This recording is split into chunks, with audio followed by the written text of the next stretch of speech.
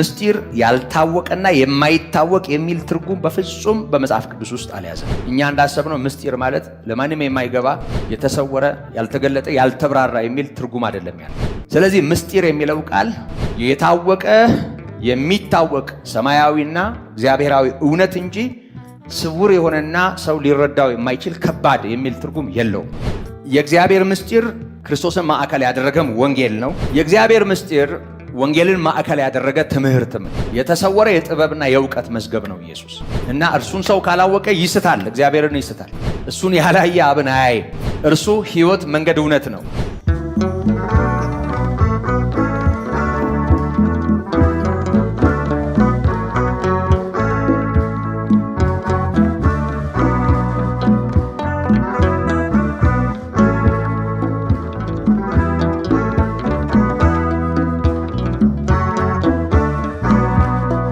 በስመ አብ ወወልድ ወመንፈስ ቅዱስ አሐዱ አምላክ አሜን። እንዴት አመሻችሁ? በምህረት በጸጋው የደገፈን ይህን ጊዜና ሰዓት ለጥቅም የሰጠን አምላካችን በጌታችንና በመድኃኒታችን በኢየሱስ የተመሰገነ ይሁን። ጸሎት አድርገን ወደ ትምህርታችን እንሄዳለን። ቅዱስ አባታችን ልዑል እግዚአብሔር በሰማያት የምትኖር የጌታችንና የመድኃኒታችን የኢየሱስ ክርስቶስ አባትና አምላካችን ሆይ ስለዚህ ተጨማሪ ዕድልና ጊዜ እናከብረሃለን፣ እናመሰግንሃለን። ቅዱስ አባታችን ልዑል እግዚአብሔር የቃልህን ደጆች የምትከፍት በብዙ ምሕረትና ቸርነት አብረህን ያለ የሁልጊዜ መልካም አንተ ነህ። ክብርና ምስጋና ኃይልም ላንተ ይሁን። አስተምረን ጌታ ሆይ፣ አንተን ያለ አንተ መንፈስ የሚረዳ ደግሞም ለሌላው የሚያስረዳ ማንም ስለሌለ ለአንተ ያለህን የሚያውቅ ያንተ መንፈስ እንደሆነ ቃልህ ይናገራልና በመንፈስህ በኩል ጌታ ሆይ ወደኛ እንድታፈስ እኛም እንድንካፈል እንለምንሃለን። ጤናማ የሆነውን ያንተ የሆነውን ጌታ ሆይ አንድ ጊዜ ለቅዱሳን የተሰጠውን ጤናማውን እውነት፣ ጤናማውን ሃይማኖት፣ ጤናማውን እግዚአብሔር ሆይ መለኮታዊ ትምህርት አንተው ራስህ እንድታስተምረን ጌታ ሆይ የጉባኤው መምህር የጉባኤው መካሪ አንተ እንድትሆን እንለምንሃለን። በርቀት ሆነው ይሄን ለሚካፈሉ ደግሞም ይሄ በሚተላለፍበት ሁኔታና ጊዜ ሁሉ ለሚያደምጡ ጌታ ሆይ እውነትህን በጽድቅ የሚያጋባ ሕያው መልእክት እንዲሆን ቅዱስ መንፈስ ይርዳን። ቃል የሚለቅሙ ድንዛዜ የሚሆኑ የሰው አእምሮ የሚይዙ የክፋት መንፈሳውያን ሰራዊት በአንድ ሰው ላይ እንኳ ተጽዕኖ ማድረግ እንዳይችሉ ስራቸው በስም የፈረሰ ይሁን። ስለሰማህንና ሁሌም ስለምትሰማን እናመሰግንሃለን። በኢየሱስ ክርስቶስ ስም አሜን። ክብርና ምስጋና ለአምላካችን ይሁን። ምስጢረ ሥላሴን መማር ጀምረናል። እንደምታስታውሱ ባለፈው ሳምንት የትምህርቱ ዓላማዎች ምን እንደሆኑ አይተናል። ጠቅለል ባለ ሁኔታ ምስጢረ ሥላሴ ምን ማለት ነው ለሚለው ቃል ትርጉም ሰጥተናል። ከዛ ባሻገር ትምህርቱ የሚይዘውን ባጭር ሐረግ ጠቅለል ባለ ሁኔታ ለመግለጥ ሞክሬያለሁ። ይሄንን አስታውሳችሁና ወደ ዛሬው ትምህርትና መልእክት እንሄዳለን። ሥላሴ ከአንድ በላይ የሆነ አካልና ስም እንዲሁም ግብር እንዳለው በሚያመለክቱ የመጽሐፍ ቅዱስ ማስረጃዎች ላይ ለተመሰረተውና ስለ አንዱ አምላክ ማለትም ስለ አብ፣ ስለ ወልድ፣ ስለ መንፈስ ቅዱስ የማይነጣጠል መለኮትና የማይደበላለቅ አካል ስምና ግብር ገላጭ እንዲሆን የቀረበ የአምላካችንን አንድም ሦስትምነት መጠሪያ ነው። የአምላካችን አንድም ሦስትምነት መጠሪያ ነው። ከዛ ባሻገር ስለ መጠሪያው ጥቂት ማብራሪያ ሰጥቻለሁ። እንደምታስታውሱ ሥላሴ የሚለው ቃል ሦስትነት የሚል ትርጉም ነው ያለው። ከግዕዝ የተወረሰ መሆኑን የአማርኛ መጠሪያው ጠቆም አድርጌያለሁ። ሥላሴ የሚለው ቃል መጽሐፍ ቅዱስ ውስጥ ካለመኖሩ ጋር ተያይዞ በተለይ ቃሉን ሳይሆን ቃሉን ነው የሚጣሉት አልልም።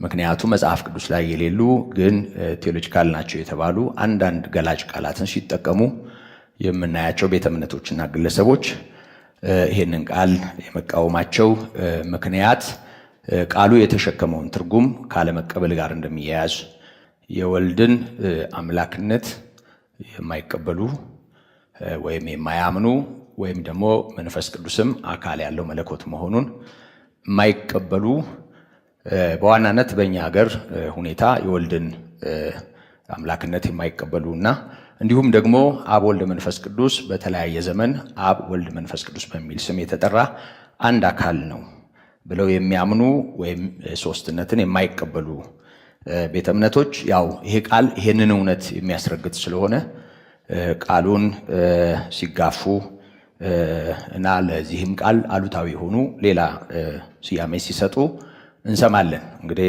እነሱ ስያሜ ማስተጋባት ስለማልፈልግ ያሉትን አልላችሁ። የሆነ ሆኖ ቃሉ ሶስትነትን ያመለክታል። አንዱ አምላክ ሶስት አካል እንዳለው በስም ሶስት እንደሆነ በግብርም ሶስት እንደሆነ የሚያመለክት ቃል ነው ሶስትነት የሚለው ቃል። ይህንን ባለፈው ተመልክተናል። እንዲሁም ይህን ትምህርት ያው መሰረት አድርገን የሃይማኖት መሰረት አድርገን ስንማር እግዚአብሔር ሕልው መሆኑን ሕያው መሆኑን ያለማወላዳት በማመን መሆኑን አስታውሻችኋለሁ። ከዛም ባሻገር ደግሞ እግዚአብሔር ራሱን ገልጧል፣ አስቀድሞ በፍጥረት በኋላም በነቢያት እንደገና በጌታ በኢየሱስ። ስለዚህ የተገለጠው ፍጹም ነው፣ ነባራዊ ነው እንጂ አንጻራዊ አይደለም። በንጽጽር የሆኑ ቤተ እምነቶች እንደሆነ ነገር ስለሚያምኑ እኛ ደግሞ ይሄ ነው መስመራችን ብለን ጥግ የያዝንበት የቤተ እምነት አስተምሮ ሳይሆን በተገለጠው እውነት ላይ የተመሰረተ ትምህርት መሆኑን አስምረንበታል። ከዛ ባሻገር ቅዱሳት መጻሕፍት ናቸው የዚህ ትምህርት መሰረቶች የሚለውን ተመልክተናል። የጌታ ጸጋ በነገር ሁሉ ይደግፈን። እንግዲህ ምስጢረ ሥላሴ ነው ርዕሳችን። እኔ የርዕሱ ጉዳይ ያን ያህል ማብራሪያ ያስፈልገዋል ብዬ ስላላሰብኩ ያው ርዕሱ የሚኖረውን ትርጉም ብቻ ነው ጠቆም አድርጌ ያለፍኩት። አንዳንድ ሰዎች በቅንነት ትምህርተ ሥላሴ ቢባል አይሻልም ለምን ምስጢረ ሥላሴ ተባለ የሚል ጥያቄ ጠይቀውኛል። ጥያቄው ይሄ ትምህርት በብዙ ቤተ እምነቶችና በአንዳንድ መጽሐፍቶችም ትምህርተ ሥላሴ የሚል ስያሜ ስለተሰጠው ትምህርተ ሥላሴ የሚለው ርዕስ አይሻልም ወይ? ምስጢር የሚለውን ነገር ብዙ ጊዜ እንደ ድብቅና እንደ ተሰወረ ነገር ስለምንቆጥረው አንዳንድ ጊዜም ደግሞ ምስጢር የሚለው ቃል ያው እኛ በኖርንበት ቤተ እምነት ማዕቀፍ ስለሚታይ እዛ ቤት የሚጠቀሙበት ተደርጎ ስለሚታሰብ ይህ አንዳንዴ እባብ ያየ በልጥ በረየ እንደሚባለው በአንዳንድ ነገር ጥያቄ ማድረግ የጀመረ አይምሮ ሁሉንም ነገር ጥያቄ ያደርጋል። በጣም ጤናማውን ነገር ጭምር ከመመርመር ይልቅ የነ እገሌ ነው ብሎ ይጥላል። እንደሱ አይነት ሕሊና እንዳይኖረን እኔ በጣም ከትምህርተ ሥላሴ ከሚለው ይልቅ ሁለቱም ችግር የለውም። በመሰረቱ ሰዎች ትምህርተ ሥላሴን ቢሉት ዋናው የሥላሴን ትምህርት እንደ ቃሉ የሆነውን ትምህርት ቋሚ የሆነውን ትምህርት ያስተምሩ እንጂ ርዕሱ ላይ ትምህርተ ሥላሴን ቢባል ምስጢረ ሥላሴን ቢባል ምንም ችግር የለብኝም። ያንን እንደ አሉታዊ አናየው። ግን ምስጢር እንደው እንዳጠቃላይ ቃሉ ከባድ እንዳይሆንብን ስለ ምስጢር ወይም ስለዚህ ርዕስ ጥቂት ነገር ልበላችሁ ወደ ቀጣዩ ነገር ከመሄዴ በፊት። ምስጢር የሚለው ቃል በቁሙ ሰጢር ከሚል የግዕዝ ቃል የተወሰደ ነው። ሰጠረ፣ ይሰጥር፣ ይስጥር በአለቃ ኪዳነ ወልድ ክፍሌ መዝገበ ቃላት ላይ ያገኘሁት ትንታኔ ነው። መመስጠር ወይም ማመስጠር፣ ማርቀቅ፣ ማጥለቅ። ማጥለቅ ማለት መንከር ሳይሆን ጥልቅ መቆፈር ወይም ጥልቅ ማድረግ ማለት ነው። መሰወር፣ መደበቅ፣ ማልበስ፣ መሸሸግ፣ እንዳይታይ ማድረግ የሚል ትርጉም አለው። ብዙ ጊዜ ምስጢር የሚለው ቃል በብዙም ሰው አይምሮ ከዚህ ትርጓሜው ጋር ተያይዞ ነው ይመስለኛል ወደ ሰው አይምሮ የሚመጣው እና ምስጢር አደረገ። ምስጢረ የሚለውን ቃል እንዳለ ከዚህ ወስደን ስናየው ምስጢር አደረገ፣ ሰወረ፣ ደበቀ፣ አረቀቀ የሚል አረቀቀ ማለት ረቂቅ አደረገ ማለት ነው። አረቀቀ የሚል ትርጉም ነው ያለው። ቃሉ ምስጢር የሚለው ቃል በአዲስ ኪዳን መጻሕፍት 27 ጊዜ ተጠቅሷል። አሁን የአማርኛውን ትርጉም ብቻም ሳይሆን በሃይማኖት ትምህርት ምስጢር የሚለውን ቃል ስንጠቀም ምን ማለት እንደሆነ እንድንረዳው ይሄ ቃል አዲስ ኪዳን ባነበብን ጊዜ ሁሉ ስለሚከተለን 27 ጊዜ ከማቴዎስ እስከ ራእይ ድረስ የተጻፈ ቃል ስለሆነ መጽሐፍ ቅዱስ ውስጥ በያዘው ትርጉም መሰረት መጀመሪያ ማየት መልካም ነው። የአማርኛውን ትርጉም እንዳለ አስቀምጠነው ማለት ነው መልካም ነውና ይሄንን ስንመለከት 6-7 ነጥቦችን ጠቅለል አድርገን 27ን ጥቅሶች በእነዚህ ነጥቦች መያዝ እንችላለን። አንደኛ ለተመረጡ ወይም ለተጠሩ የተብራራ የእግዚአብሔርን መንግስት የሚመለከት ዕውቀት። ለተመረጡ ወይም ለተጠሩ የተብራራ የእግዚአብሔርን መንግስት የሚመለከት ዕውቀት። ሰው በአእምሮው ወይም በስሜት ሕዋሱ የማይደርስበትን ግን የማይታየው አምላክ በስጦታ ለሰው የሰጠውን የማይታየው አምላክ ስጦታ ልትሉ ትችላላችሁ። የማይታየው አምላክ ስጦታ በሆነው ብርሃን የሚስተዋል ወይም የሚረዳ እውነት ማለት ነው ምስጢር። በሉቃስ 8:10 ለእናንተ የመንግሥተ ሰማያትን ምስጢር ማወቅ ተሰጥቷችኋል፣ ለእናንተ ለተጠራችሁት የእግዚአብሔርን መንግሥት ምስጢር ማወቅ ተሰጥቷችኋል በማለት ጌታ ኢየሱስ ክርስቶስ መናገሩን እናስተውላለን። ሉቃስ 8:10፣ ማቴዎስ 13:11፣ ማቴዎስ 13:11፣ ማርቆስ 4:11-12።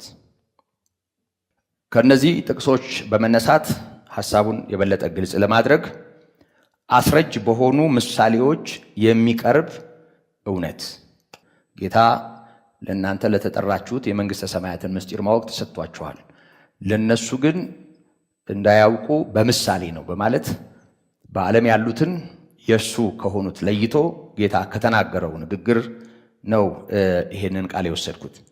ስለዚህ የመንግሥተ ሰማያትን ምስጢር ማወቅ ተሰጥቷችኋል ሲል እንደው የተደበቀ ጨርሶ የማይታወቅ ሳይሆን ግን እነሱ እንዲያውቁት የተገለጠ በምሳሌ የተገለጠ መሆኑን እናያለን። አንደኛ። ሁለተኛ አቡ ቀለምሲሳዊ ይህን ቃል ሰምታችሁት ከሆነ ወይም ደግሞ አፖካሊፕቲክ ይሉታል። ሲምቦሊክ ማለት ነው። በተለያየ ገላጭ በሆኑ ሲምቦሎች ለሚታይ እውነት ቃሉ አገልግሎት ሲሰጥ እናያለን። ምሳሌ በምሳሌ እንድንረዳው በራእይ ምዕራፍ 1 ቁጥር 20 ላይ ራእይ ምዕራፍ 1 ቁጥር 20 ላይ ጌታ የሰባቱን መቅረዞችና የሰባቱን ከዋክብት ምስጢር እነግርሃለሁ ካለ በኋላ ሰባቱ ከዋክብት የሰባቱ አብያተ ክርስቲያናት መላእክት ናቸው፣ ሰባቱ መቅረዞች ግን ሰባቱ አብያተ ክርስቲያናት ናቸው በማለት በመቅረዝና በኮከብ ወይም በከዋክብት የተመሰለውን ምስጢራዊ መልእክት ሲያብራራለት እናያለን። እንደገና ምዕራፍ 17 ራእይ ከቁጥር 3 ጀምሮ እስከ 7 ያለው ማየት እንችላለን፣ ወይም ቁጥር 3 እና 7ን ማየት እንችላለን። ስለ አንዲት ጋለሞታ ይናገራል። 10 ራሶችና 7 ቀንዶች ስላሉት አንድ ራእይ ያያል እና የቀንዶቹንም የራሶቹንም ትርጉም ይነግረዋል እና ይሄንንም ምስጢር ነው የሚለው። ስለዚህ በተለያዩ ትርጉም በሚያስፈልጋቸው ምልክቶች የተገለጠ ትምህርትና መልእክት ምስጢር ተብሎ መታየቱንም እናያለን። ስለዚህ ቃሉ አሉታዊ አይደለም የያዘው ትርጉም ማለት ነው። በሶስተኛ ደረጃ መንፈሳዊውን ከመንፈሳዊ ወይንም የምናነበውን ወይም ሊነበብ ከሚችሉ ሌሎች ተጓዳኝ ምንባባት ጋራ ወይም ቅዱሳት መጻሕፍት ጋራ በማመሳከር የቃሉን እውነት መረዳት ምስጢሩን ማወቅ ሆኖ እናየዋለን። ኤፌሶን ምዕራፍ 1 ቁጥር 9፣ ኤፌሶን 3:3፣ ኤፌሶን 3:3፣ ሮሜ 11:25፣ ሮሜ 11:25፣ አንደኛ ቆሮንቶስ 15 ከ51 ጀምሮ እስከ 52። አራተኛ በልዑል አምላክ ልብ የነበረውንና ለዘመናት ለሰው ሳይገለጥ የኖረውን አሁን ግን የተገለጠውን የእግዚአብሔርን ጥበብ ያመለክታል። በእግዚአብሔር ልብ ወይም በልዑል አምላክ ልብ የነበረ ለሰው ሳይታወቅ ወይም ሳይገለጥ የነበረ አሁን ግን የተገለጠ፣ እንደውም ለቅዱሳን የተገለጠ ይለዋል። ላመን ነው የተገለጠ ማለት ነው። የእግዚአብሔርን ጥበብ ሊያመለክት ይችላል። ይሄ የእግዚአብሔር ጥበብ ራሱ ጌታ ኢየሱስ ነው። ኤፌሶን 3 ከ8 እስከ 9 ኤፌሶን 3 ከ8 እስከ 9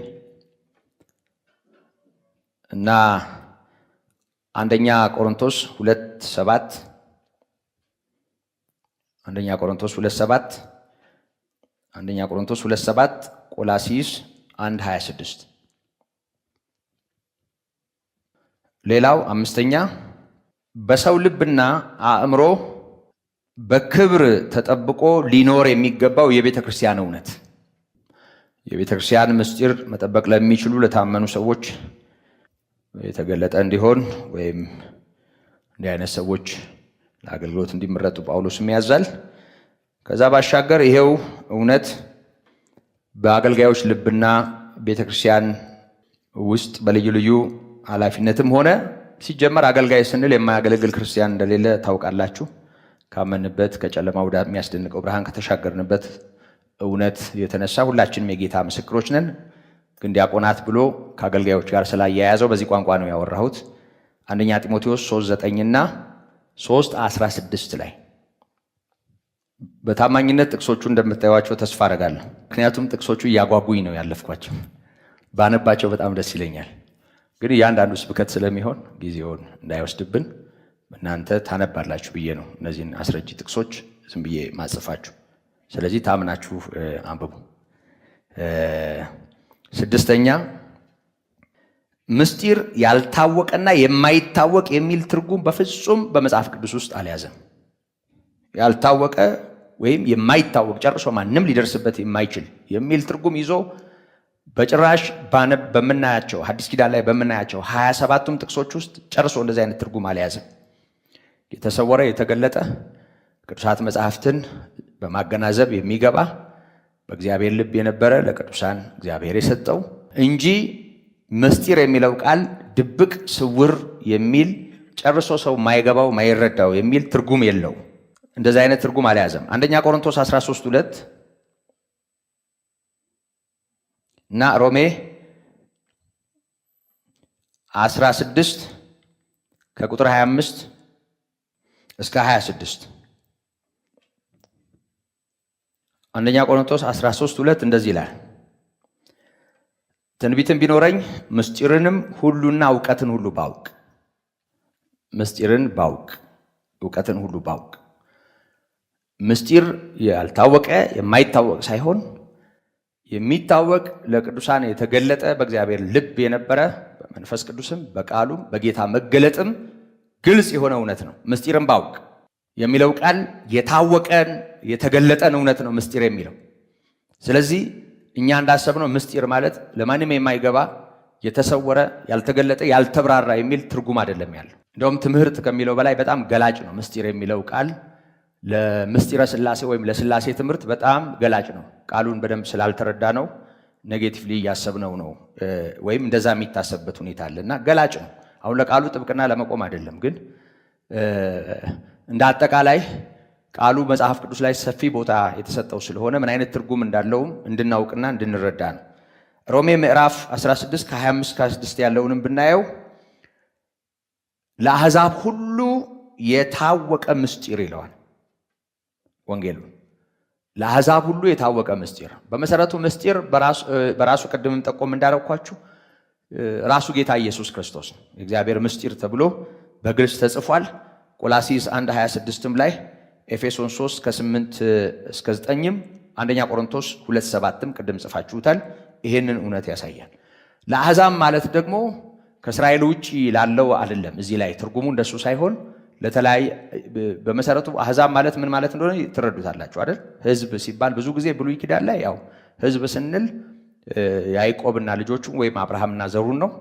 አሕዛብ ሲባል ልዩ ልዩ ማህበረሰብ በመላው ዓለም ያለ የተለያየ ማህበረሰብ ማለት ነው። ብሉይ ኪዳን ላይ አዲስ ኪዳን ላይም ያ ትርጉም እንዳለ የቀጠለ ቢመስልም ግን አሕዛብ የሚለው ቃል አዲስ ኪዳን ላይ እስራኤልን ወደ ጎን ያደረገ ሌላውን ዓለም የሚወክል ሳይሆን የተለያየው ማህበረሰብ ነው። አሕዛብ የሚለው ቃል የህዝብ ብዜት ነው። አንድን ህዝብ ብለን እንጠራለን፣ አንድ ኮሚኒቲ። ግን የተለያየ ሲሆን ደግሞ አሕዛብ እንላለን። ስለዚህ አሕዛብ የሚለው ቋንቋ እስራኤልንም ጨምሮ በዓለም ላይ ያለውን የሰው ዘር ጠቅላላ የሚወክል ነው እንጂ ህዝቡን ትቶ አሕዛብን አይደለም። በዚህ ሁኔታ አሕዛብ ለአሕዛብ ብቻ ከእስራኤል ውጪ ለሆኑት ብቻ የተጠቀሰባቸው ቦታዎች አሉ። ኤፌሶን 2 ከቁጥር 11 ጀምሮ ብናይ ለምሳሌ ከተስፋው ቃል ኪዳን ርቀው የነበሩ የታናሽ እስያ ሰዎችን ነው የሚያሳየው። እዚህኛው ላይ ግን እንደሱ አይደለም። ለአሕዛብ ሁሉ የታወቀ ምስጢር ነው ማለት ለተለያየ በምድር ላይ ለሚኖሩ ማህበረሰቦች እግዚአብሔር የገለጠው ምስጢር መሆኑን ነው የሚናገረው። ስለዚህ ምስጢር የሚለው ቃል የታወቀ የሚታወቅ ሰማያዊና እግዚአብሔራዊ እውነት እንጂ ስውር የሆነና ሰው ሊረዳው የማይችል ከባድ የሚል ትርጉም የለውም። በመጽሐፍ ቅዱሳችን እንደሱ አይነት ትርጉም አልያዘም። ሰባተኛ የእግዚአብሔር ምስጢር ራሱ ኢየሱስ ነው፣ ኢየሱስ ክርስቶስ ነው። የእግዚአብሔር ምስጢር ክርስቶስን ማዕከል ያደረገም ወንጌል ነው። የእግዚአብሔር ምስጢር ወንጌልን ማዕከል ያደረገ ትምህርትም ነው። ምስጢር የሚለው ቃል ራሱ ጌታችን መድኃኒታችን ኢየሱስ ክርስቶስ ነው፣ ወይም የክርስቶስ ወንጌል ነው፣ ወይም ክርስቶስን ማዕከል ያደረገ ጤናማ ትምህርት ሁሉ ምስጢር ተብሎ ይጠራል እና አንደኛ ቆሮንቶስ 4:1 ኤፌሶን 6:19 ኤፌሶን 6:19 አንደኛ ቆሮንቶስ 2 ከ6 እስከ 10 ቆላሲስ 2:2 እና 3 እንዲሁም 4:3 ጳውሎስ በአንደኛ ቆሮንቶስ መልእክቱ 4:1 ላይ ሰው እኛን ይላል እንደ ክርስቶስ ሎሌዎችና እንደ እግዚአብሔር ምስጢር መጋቢዎች ይቁጠረን ይላል። እንደ እግዚአብሔር ምስጢር መጋቢዎች ይቁጠረን። ኤፌሶን 6:19 ላይ የጸሎት ርዕስ ይሰጣል ሐዋርያው የወንጌልን ምስጢር በግልጥ እንዳስታውቅ አፌንም በመክፈት ቃል ይሰጠኝ ዘንድ ስለኔ ለምኑ ይላል። የወንጌልን ምስጢር በግልጥ እንዳስታውቅ የማይታወቅ የተሸሸገ ሳይሆን በወንጌል ውስጥ ያለውን የእግዚአብሔር ምስጢር በግልጥነት እንዳስታውቅ እና አንደበቴን በመክፈት አፌን በመክፈት ቃል እንዲሰጠኝ ስለኔ ለምኑ ይላል።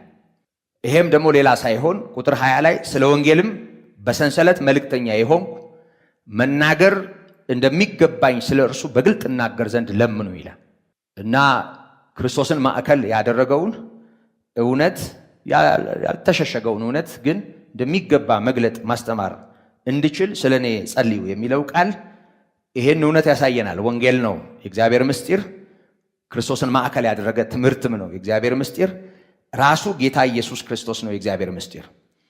ይሄንን አንደኛ ቆሮንቶስ ላይ ያለውን ቃል ብዙዎቻችን በደንብ የምናውቀው ይመስለኛል፣ ግን ባነበው ደስ ይለኛል።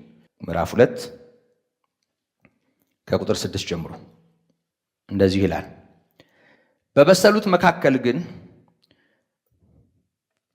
ጥበብን እንናገራለን፣ ነገር ግን የዚህችን ዓለም ጥበብ አይደለም፣ የሚሻሩትን የዚህችን ዓለም ገዢዎች ጥበብ አይደለም። ነገር ግን እግዚአብሔር አስቀድሞ ከዘመናት በፊት ለክብራችን የወሰደውን ተሰውሮም የነበረውን የእግዚአብሔርን ጥበብ በምስጢር እናወራለን። ከዚህችም ዓለም ገዢዎች አንዱ እንኳ ይህን ጥበብ አላወቀውም። አውቀውትስ ቢሆኑ የክብርን ጌታ ባልሰቀሉት ነበር። ጥበብ የተባለው ማን ነው? ጌታ ኢየሱስ ነው። ምስጢር የተባለው እሱን ማዕከል ያደረገ ስብከት ወይም የምስራች ነው። ቆላሲስ 2:2 ላይ እንደዚህ ይላል፣ ልባቸው እንዲጸናና በፍቅር ተባብረው በማስተዋል ወደሚገኝበት ወደ መረዳት ባለጠግነት ሁሉ እንዲደርሱ የእግዚአብሔርንም ምስጢር እርሱንም ክርስቶስን እንዲያውቁ እጋደላለሁ ይላል። ምክንያቱም ክርስቶስ ካልታወቀ አብ አይታወቅም፣ ወልድ የሌለው አብ እንኳ የለውም ተብሎ ተጽፏል።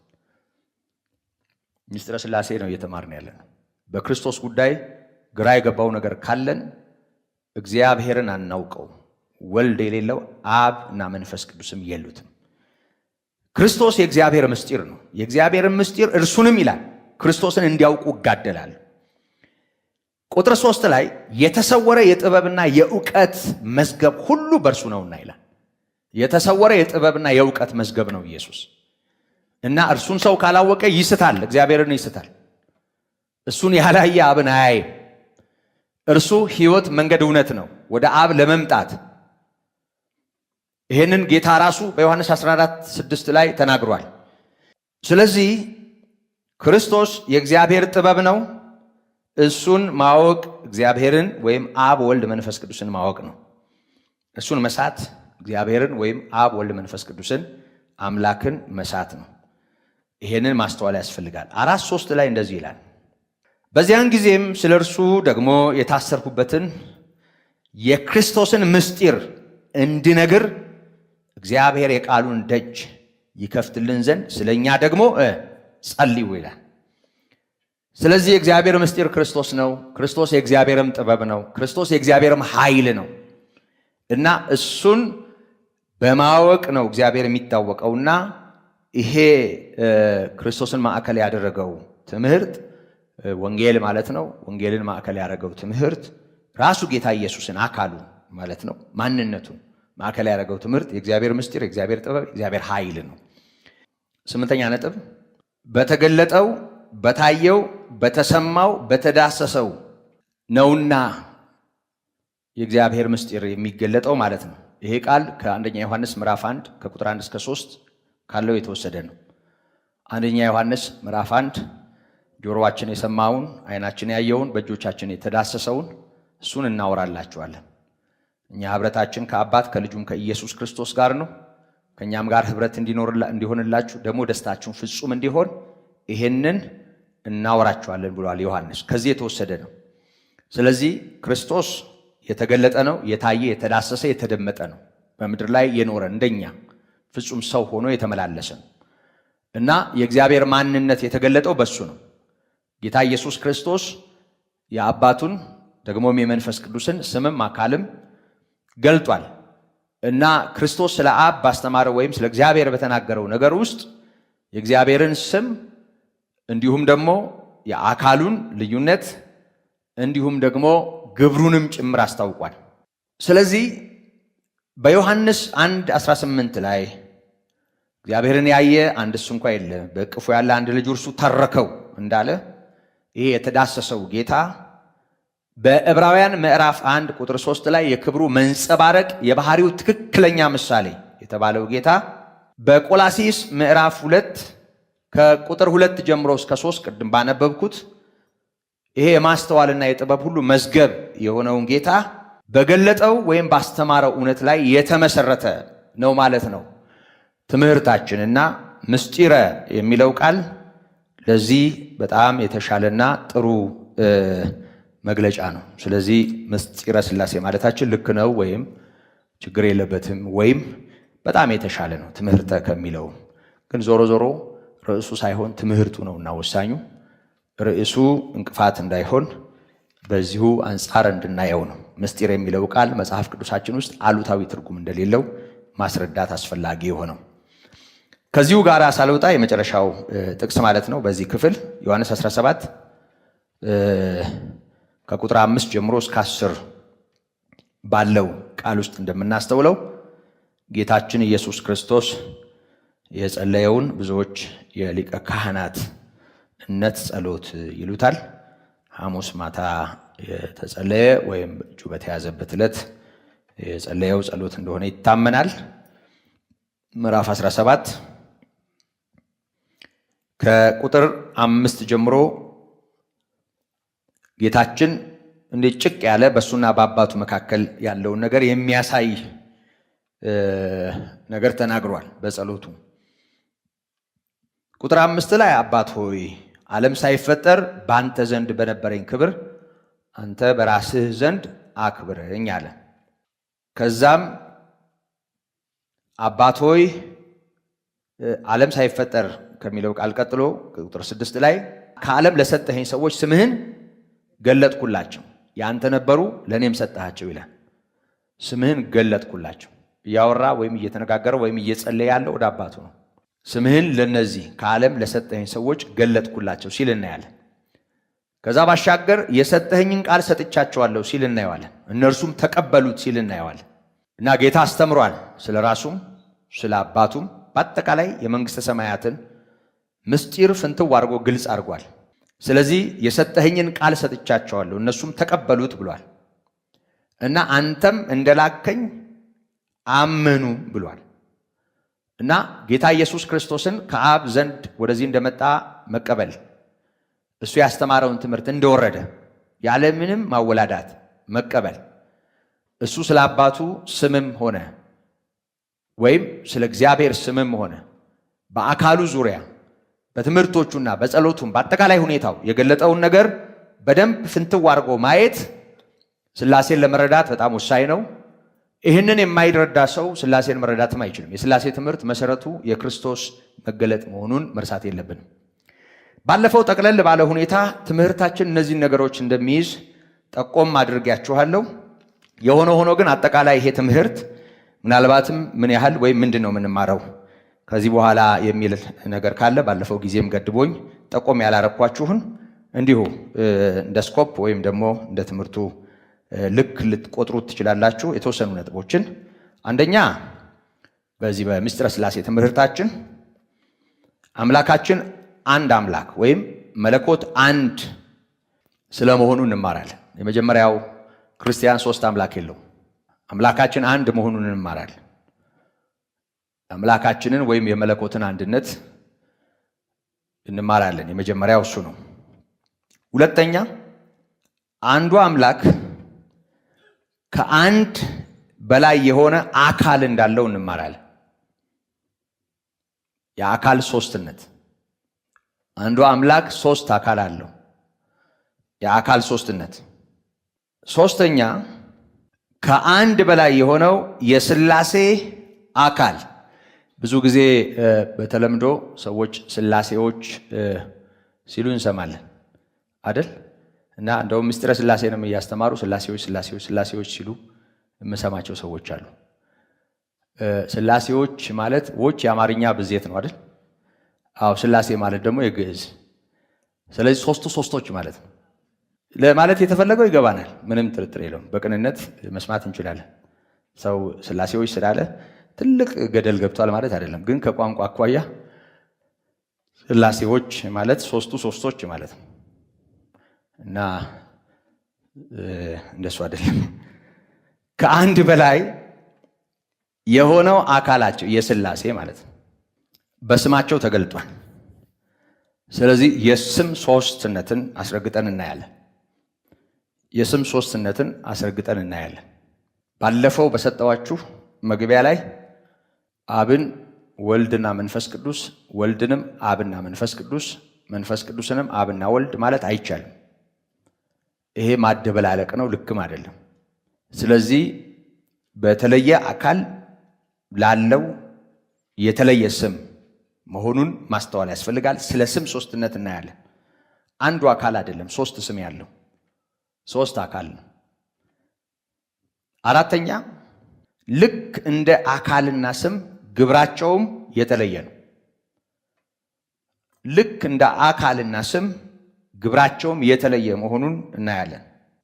አምስተኛ በተለየ አካልና ስም እንዲሁም ግብር ሶስት የሆነው አንዱ አምላክ በተለየ አካሉ እግዚአብሔር ተብሎ ቢጠራም እግዚአብሔር አብ፣ እግዚአብሔር ወልድ፣ እግዚአብሔር መንፈስ ቅዱስ ስለምንል ማለት ነው። በተለየ አካሉ እግዚአብሔር ተብሎ ቢጠራም ወይም የተጠራባቸው የመጽሐፍ ቅዱስ ክፍሎች እንዳሉ ብናነብም ግን ሶስት አምላክ እንደሌለን፣ አምላካችን ሶስት እንዳልሆነ ወይም ሶስት አምላክ እንደሌለን የምንማርበት ክፍል ነው። አንዳንዶች ያው ትምህርቱ አልገባቸው ብሎም ሊሆን ይችላል፣ ወይም ጨርሶ እንዳይረዱት ሆነው ርቀው ያው ከመጽሐፍ ቅዱስ ውጭ የሆነ ሌላ መመሪያ ያለውም ሰው ወይ ወደ መጽሐፍ ቅዱሱ ካልመጣ በቀር በሱ መነጽርና በሱ መጽሐፍ ይሄኛውን መገምገም አይችሉም። ስለዚህ ከርቀት ያሉ ሰዎች ሶስት አምላክ እንዳለን ያስባሉ እና የክርስቲያኖች አምላክ ሶስት ይመስላቸዋል። ሶስት ይላሉ። እኛ ሶስት አምላክ የለንም፣ አምላካችን አንድ ነው። ይሄ ይታወቃል። እና እንደው በጣም ሲብስባቸው ደግሞ እንደውም አብን ማርያምንና ኢየሱስንም እንደሆነ ሥላሴ ብለን እኛ የምናምነው እንደሱ የተረዳ አንድ ምስኪንም ነበር። ፈልጋችሁ አግኙት፣ እኔ ነገራችኋለሁ ካልደረሳችሁበት። እና እንደሱ አይነት ትምህርት የለውም ቤተክርስቲያን፣ እንደሱ አይነት ትምህርት የላትም። እንደሱ አይደለም ትምህርታችን። አምላካችን አንድ ነው ማለት ነው። ስድስተኛ በዚህ ትምህርታችን ሥላሴ የሚለው ቃል ታሪካዊ ዳራ፣ ቃሉ ከመቼ ጀምሮ ቤተክርስቲያን የምትጠቀምበት እንደሆነ እና ከዚህ ጋር ተያይዞ ዓለም አቀፍ ጉባኤያት ስለሚባሉ በታሪክ ስለሚታወቁ ጠንካራ የሃይማኖት ክሪድ ወይም ቀኖና የተሰራባቸው ጉባኤያትን እና ትምህርቶቹን በወቅቱ ተነስተው የነበሩትን ሄረሲዎች ወይም ኑፋቄዎችን መጨረሻ ላይ እናያለን። ትምህርት ሃይማኖት የተመሰረተባቸውን ጉባኤያት፣ በጉባኤዎቹ ላይ የነበረውን ውይይት ከምን የተነሳ መሆኑን እና ስለ ሥላሴ ቃሉ ለመጀመሪያ ጊዜ እንዲህ ባለ ሁኔታ አገልግሎት መስጠት የጀመረው ከመቼ ጀምሮ እንደሆነ እናየዋለን። ታሪካዊ ዳራውን ከትምህርቱ ማስቀደም ስላልፈለግኩ ነው። በአንዳንድ አስተምህሮ ያው ታሪካዊ ዳራ ይቀድማል። እኔ ግን በጣም ይጠቅማል ብዬ የማስበው ትምህርቱ መጽሐፍ ቅዱሳዊ ስለሆነ መጀመሪያ ውዝግቦችን ወይም ደግሞ በዓለም የታወቁ ካውንስሎችን በዛ ዙሪያ የነበሩትን የተለያዩ ውይይቶችን አንስቶ እንዲያም ከማለት፣ ምክንያቱም አንዳንዱ ከዜሮ ሊጀምር ይችላል እና አንድ ነገር ልምከራችሁ እግረ መንገዴ።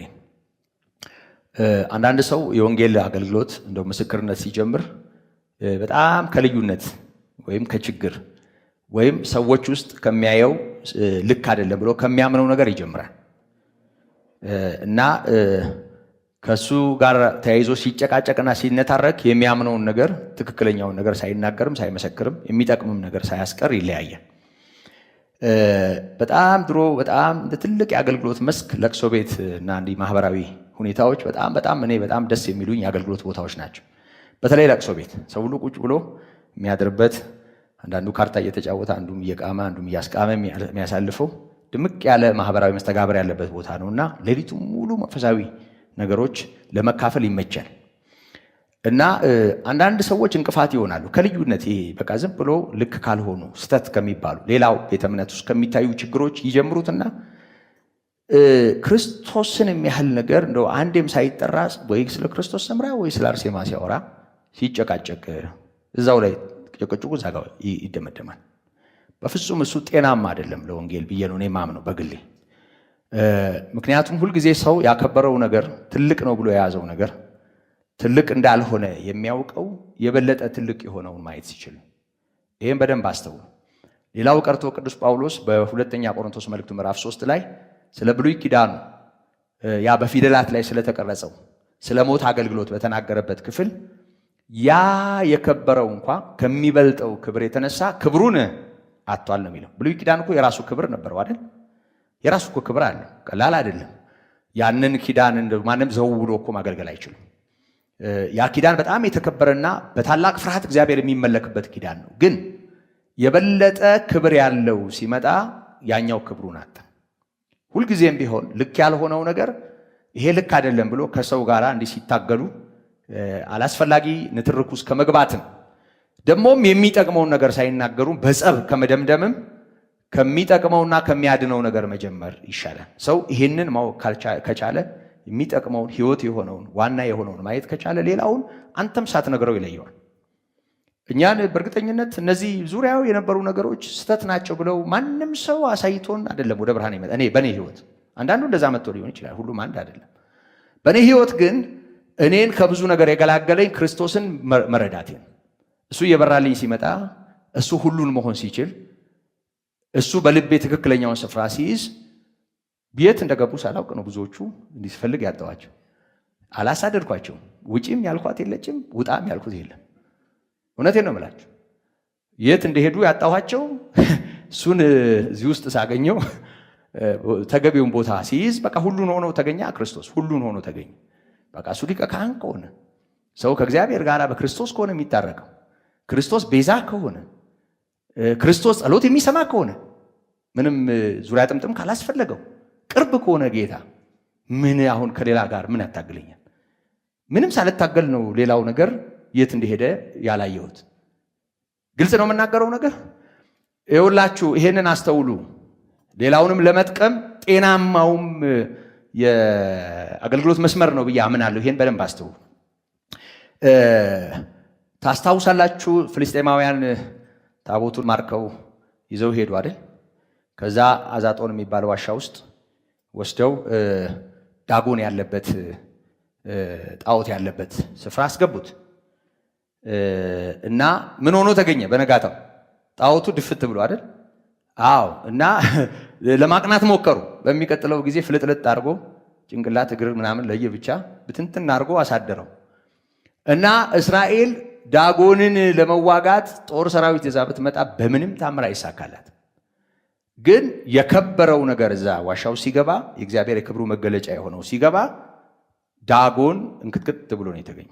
አሁንም በማንም ህይወት ውስጥ ይወላችሁ በጣም ብዙ ሰው ከብዙ የተዋረደ ነገር ጋር ሲታገል የሚኖረው የከበረው ስላልገባው ነው። የሚበልጠው ከገባው አንተም አታስፈልገውም። ልንገር፣ አንተም አታስፈልገውም።